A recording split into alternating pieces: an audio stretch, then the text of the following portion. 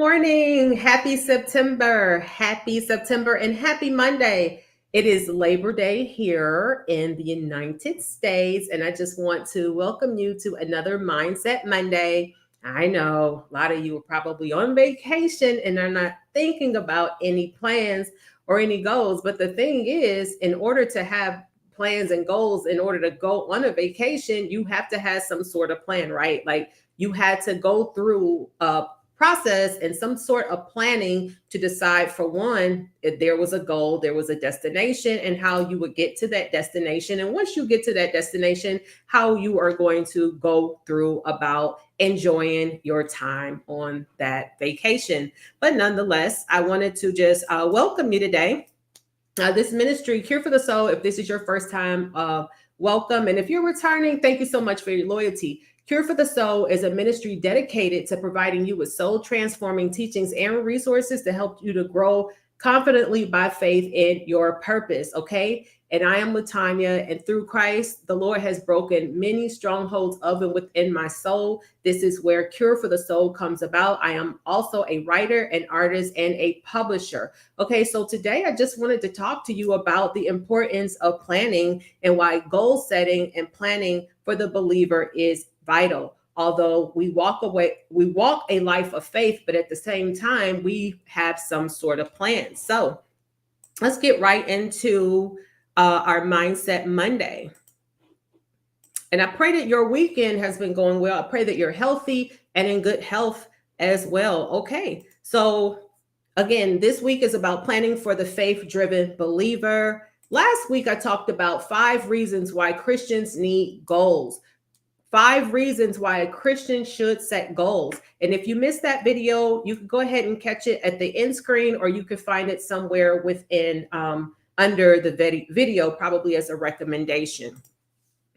Okay, but I wanted to say this. I wanted to share this. I have a goal on the screen, but what I realize is that whenever I have momentum in my life, and when I say momentum, these are goals in which I make a plan for that I consult with the Lord about.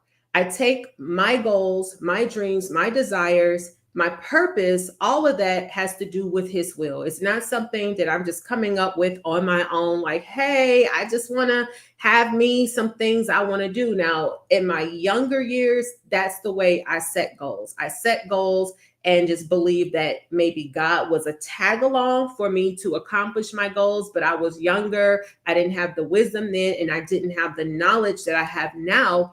So the Lord has regifted me and repurposed and reignited the dream in me, which this has been something that I've been passionate about since my teenage years.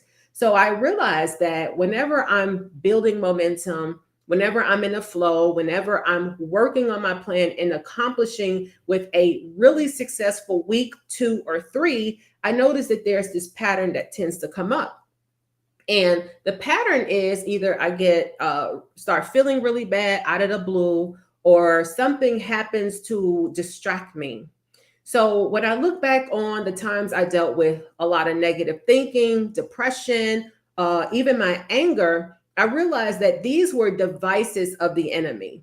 Now, the Lord will test us with things, to see how we apply His word and how much of His word are we actually putting to use. But He's not a tempter. And I realized that we cannot be ignorant of Satan's devices when it comes to what we're doing for the Lord when we walk by faith. Although we definitely have problems that other people in the world experience, but we are looking to be sifted as weak or like weak by our enemy. So the problems that we have, they are really darts. They're really arrows that are thrown at us to take us off of our game and to distract us. So I want us to just be aware of the reason why I think having a plan, or that every believer should have some type of plan. And we'll get into that a little bit deeper as I move into Mindset Monday. But let's talk about what a goal is. I'm going to kind of keep bringing up some of these words because I feel that they are going to help us to understand foundational things. So a goal is the object of a person's ambition or effort. Okay. The goal is It is an aim or a desired result. So when we're walking by faith and when we're making plans, and whether it's for your marriage or whatever it may be, I'm sure that you have a desired result for that outcome. So when storms and distractions or things come your way that will knock your focus off of the plans and purposes that God has for your life, it's having that plan in place that's going to help you to pivot back on track. Now, I talked about you cannot, let me show my screen. Now, first and foremost, you cannot have a plan without having a goal. Okay. And I don't even believe there should be goals without having some sort of vision and understanding from God where he shows you what he wants you to do. And although he's not going to lay out the whole vision, the whole plan, that's just like if you're a man and you're like, okay, I want to get married, I'm sure that there should be some type of vision that you have in which where you're going to take your family to, or there should be something that you have in mind or something that God has placed on your heart where you have some type of direction in which where you are going to take your family or your wife or whatever. And if there is no sense in there's no sense in the goal if we just don't have a plan. So let me repeat that. You can't have a plan without a goal. And there's no sense in a goal if you're not willing to make a plan to go along with accomplishing that goal. Our US military, they have goals. Your employer, they have goals. I have goals in order to get this content in front of you. The home or apartment that you live in, the people that built it, they built it with the foundation and a blueprint. So they had a goal and then a plan to be able to carry out that mission. So there's no different with us. A lot of times we can get sidetracked saying, oh, I'm just moving and living by faith. And that we are. But even, our God has a written plan. He's God Almighty, yet he has a plan in writing that he gives us to be able to plan from. Like if I'm going to read the Bible for a year, I want to have a plan of what I'm reading so I can get through it within a certain amount of time. There are people that get through the entire Bible in 3 months and 6 months and 9 months.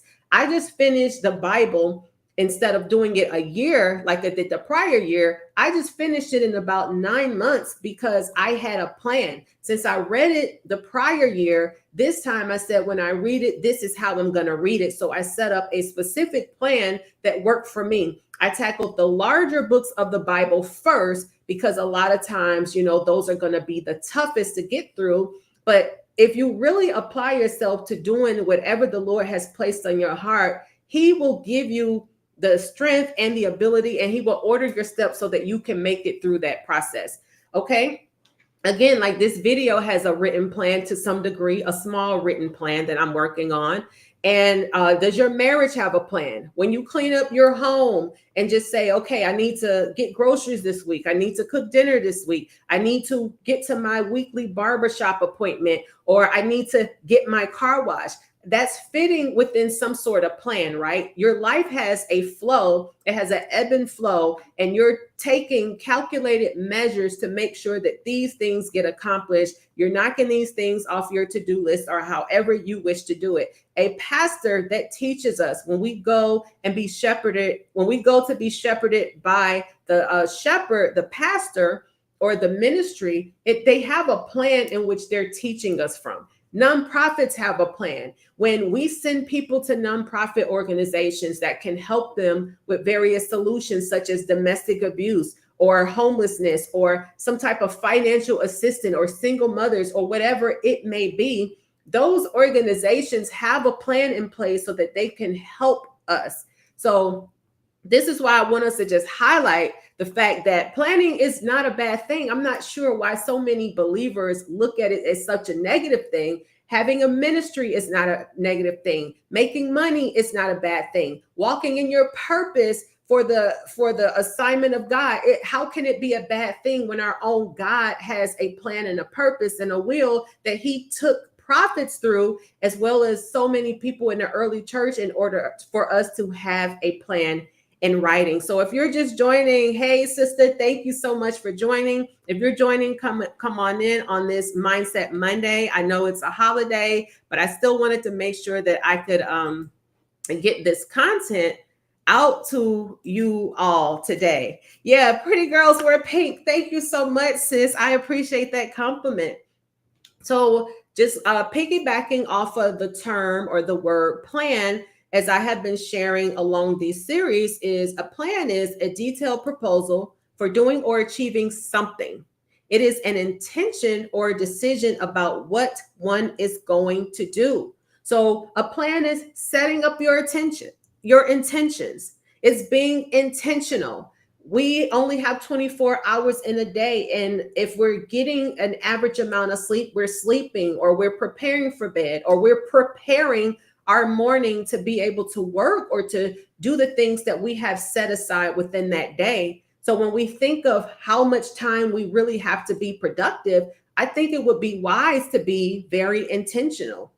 Also, a plan is to decide on and arrange in advance. It is to design or make a plan, something to be made or built. So when we're talking about making plans, do you have an intentional plan for how you're going to spend the rest of your week?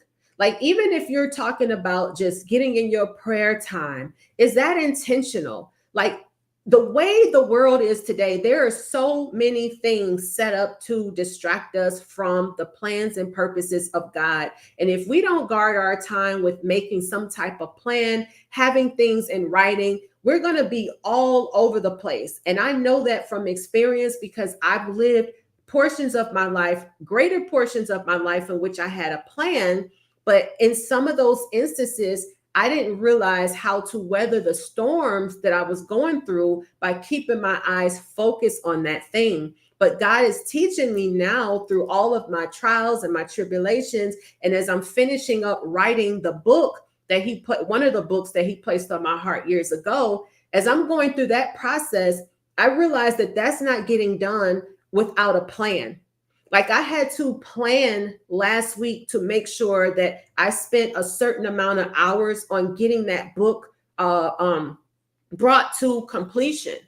So here in Luke 14, 28 through 29 says, suppose one wants to build a tower. Won't you first sit down and estimate the cost to see if you have enough money to complete it? For if you lay the foundation and are not able to finish it, everyone who sees it will ridicule you, saying, this person began to build and wasn't able to finish. Now, first off, in context, this is talking about counting the cost of following Christ. Because as we know, in Jesus's ministry, there were so many people that just loved to be around him. He was the talk of the town. Everyone wanted to get to know him and get closer to him because he was healing them. He was giving them food. He was doing a lot of things like bringing them value with the things that he shared with them. He was bringing them wisdom. And he was someone that everyone wanted to be around if you were not like a Pharisee.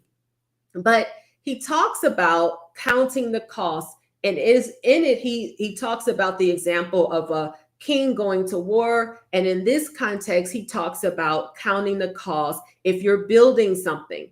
I know what it's like to build something and not count the cost.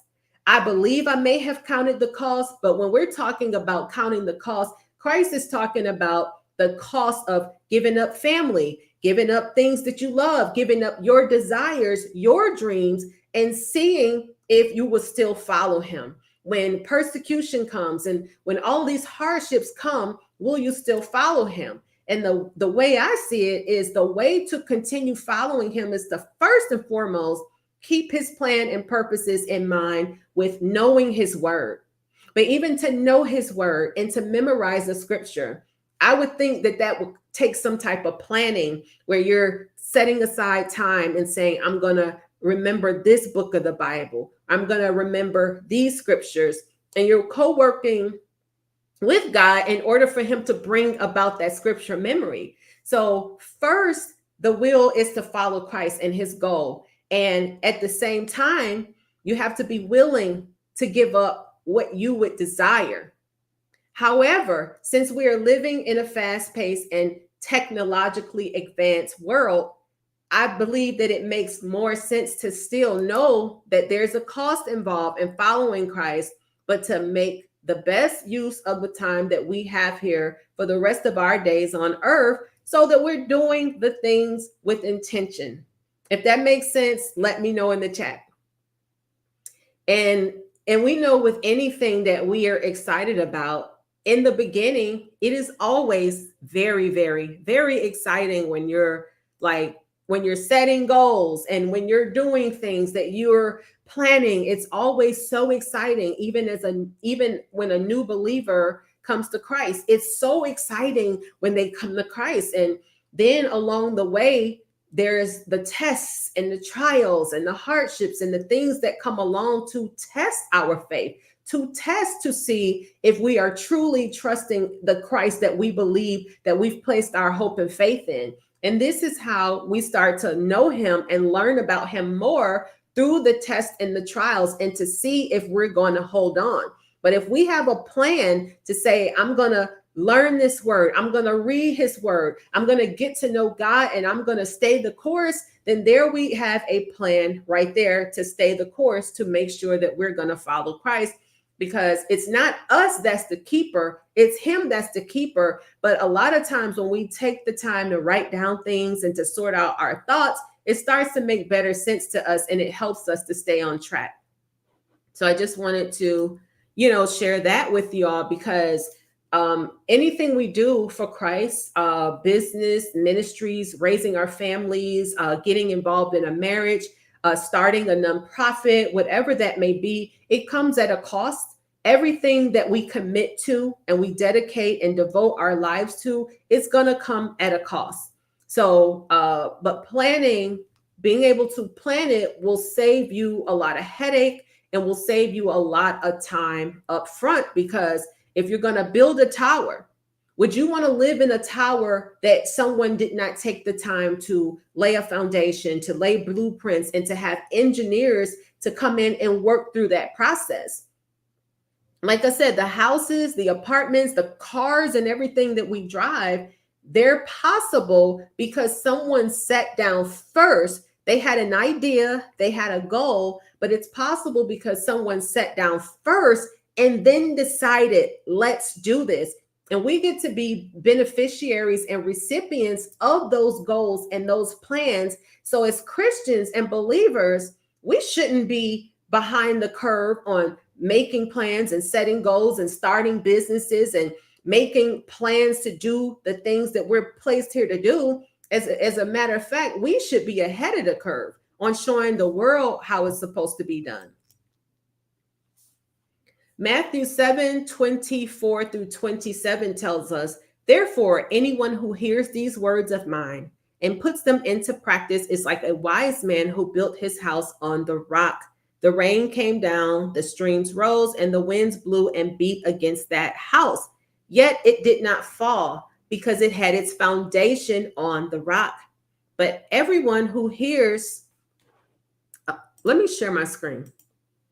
Let me start over because I thought I was sharing it. Okay. Therefore, everyone who hears these words of mine and puts them into practice is like a wise man who built his house on the rock. The rain came down, the streams rose, and the winds blew and beat against that house. Yet it did not fall, because it had its foundations on the rock. But everyone who hears these words of mine and does not put them into practice is like a foolish man who built his house on sand. The rain came down, the streams rose, and the winds blew and beat against that house, and it fell with a great crash. I believe that the Lord is telling us so much in this passage, because first off, when we hear his words, we put them into practice, right? And a lot of times, in order to put them into practice, that involves writing them down. so that we can remember the things that we learn. As we're reading the Bible, we're writing things down so that we can remember what we just studied. So when warfare comes, there's a plan in the Bible for warfare. Do you have that warfare written down as a plan to know how to handle things when depression tries to rise up, when anger tries to rise up, when your children are used against you from the enemy to try to rise up against you? Is there some type of plan of action that you have in order to stand? Because if we build our house on Christ, we're going to stand, but he's not going to do all the work for us. Now, we can't override him. We don't have the strength to just be like, I'm going to plan out everything because I have Christ and he's going to just submit to my plans. I'm not saying that at all. But at the same time, he gave us a mind. He wants us to renew the mind. The mind has to be renewed to his thoughts, right? To have the mind of Christ. And what better way is for you to get all the things that's out of your head to start writing down things. Like I mentioned before, I have a huge bookshelf here, and I've read many books over the years that I don't even own. I used to check them out from the library, and I have had to donate a lot of the books when I moved here to Dallas from Atlanta. But I couldn't read a book, any of those books, if they were not going through a process. The writer had to come up with a plan, had to come up with an outline. The writer had to come up with the plan. The writer had to come up with the outline to be able to get those books in front of us to read. We're experiencing videos on TikTok, on YouTube, Instagram, Facebook. We're engaged in all of these social platforms because the builder had to have a goal. Then they made a plan to be able to make these products and services. So as God's creation, his own children, we want to go ahead and make our plans, because when I tell you, when you have something in writing, it changes the way your day flows. It changes the level of stress because you already know what you're going to do. You already have some sort of idea of the things that you're planning on doing. So when we make goals and when we make plans, we can count on things being challenging. We can count on them being hard. Because once we commit to anything, regardless of what that is, there are going to be some challenges that come along with that. There are people that we know that are living their dream, living their dream as far as like having their dream career, but they're not going to tell you that it does not come without its challenges. And the definition of challenging is testing one's ability, demanding, enter into competition with, or opposition against. So we're in opposition against an enemy that does not want us to succeed. We're in opposition against an enemy that has a plan to harm our lives. The enemy has a plan set up to destroy our lives. He's been working on that plan since the womb. He had a plan set up to destroy the life of Christ, right? So if things happen to Christ, why wouldn't it happen to us? But we walk around just defenseless, and we cry, and when something does happen, we act as if God didn't already start giving us instructions on how to handle it.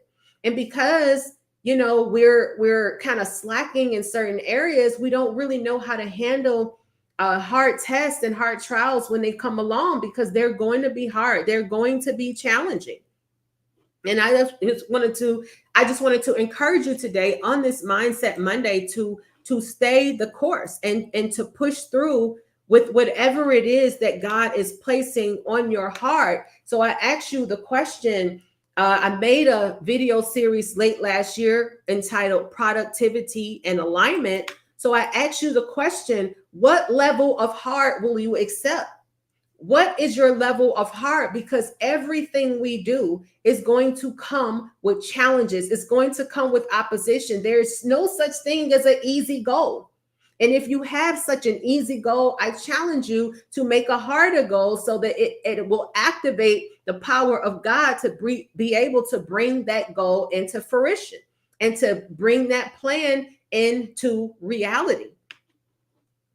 So when we do anything in life, it's going to be hard. It's not going to be without its challenges. So pick your heart. You know, it's hard to keep weight on you because it makes you feel a certain way physically, right? It's hard to, work out for an hour a day, especially when you're first getting started and especially when it's not your thing. But there's some areas within working out and goal setting and planning that actually fit more of you. And you're going to have to do the hard things first in order to get to some of the easier things and the things that you enjoy in the goal setting. That's just like if you want a business or some sort form of financial success, then you may have to work for somebody and do those hard things for some time until you've saved up enough money, or you've worked your 9 to 5, and in the evening you work your 6 to 10, or you work on the weekends in order to build your business. But the point is, it's going to be hard. And the only way you're going to get there is not just hoping and wishing and saying, well, I'm walking by faith, because there's no such thing as walking by faith without action that's backing up your faith. Faith is active. Faith is actionable. So proving that you have the faith to say, hey, I'm willing to carry out this dream, this big dream, this vision that God gave me, and I'm going to do it because he placed it on my heart.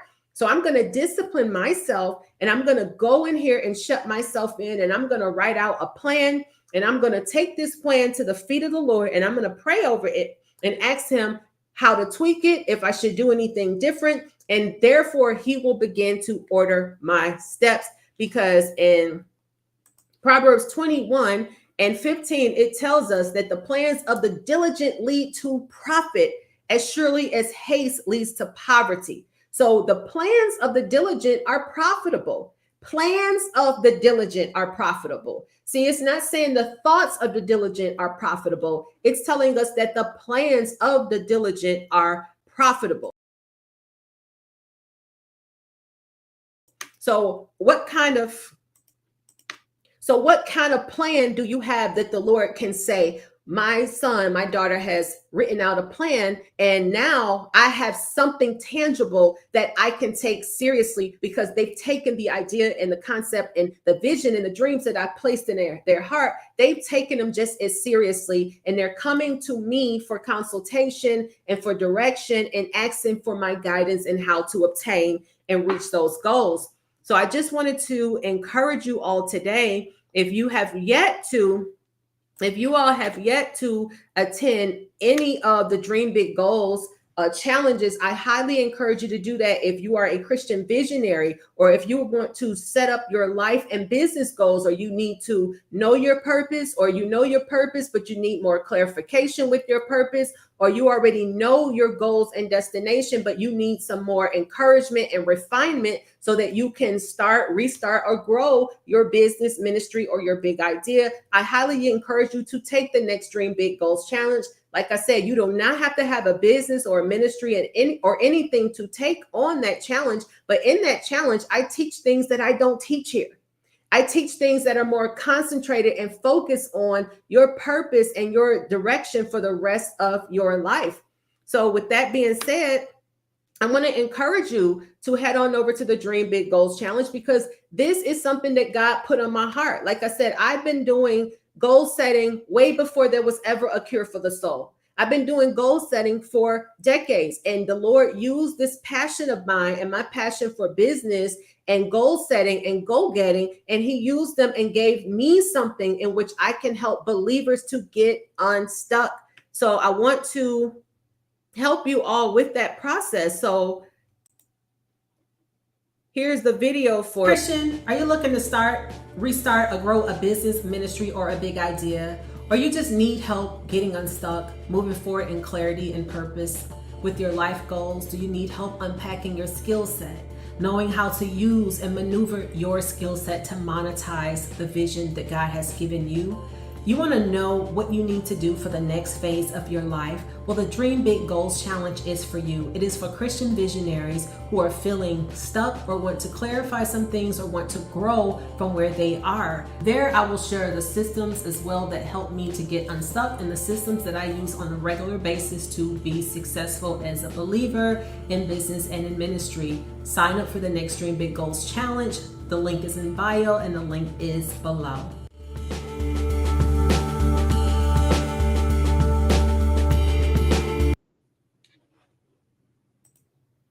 Okay, so that was the Dream Big Goals Challenge.